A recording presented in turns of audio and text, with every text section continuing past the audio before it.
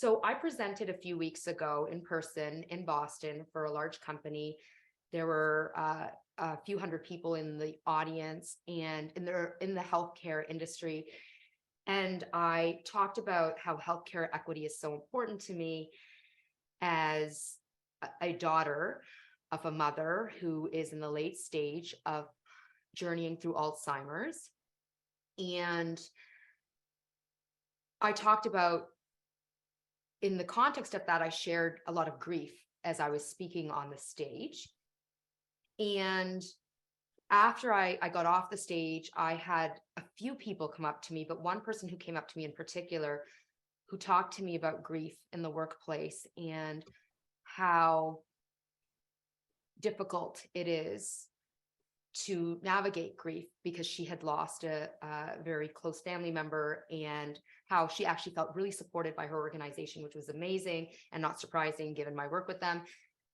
But it really opened up the door for me to be thinking about, I talk a lot online, like if you follow me across my platforms, I talk a lot about my grief and journeying and supporting our mother. And I was thinking about how we don't talk about grief as much in the workplace. And if you were with us back in January, you'll know that Komal had just lost one of her fur babies, and she's experienced further loss. And grief has been this cloud around the both of us for a long time now. And so we thought we'd just take a few minutes to talk to you about grief. And I noticed one of you on the chat board said, as you joined today, that you're grieving right now.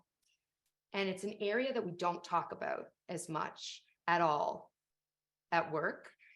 But let me tell you, I can tell you firsthand that grief is one of those emotions that can just take you over, and it can impact every aspect of your body, soul, mind, and directly impacts what happens to you at work.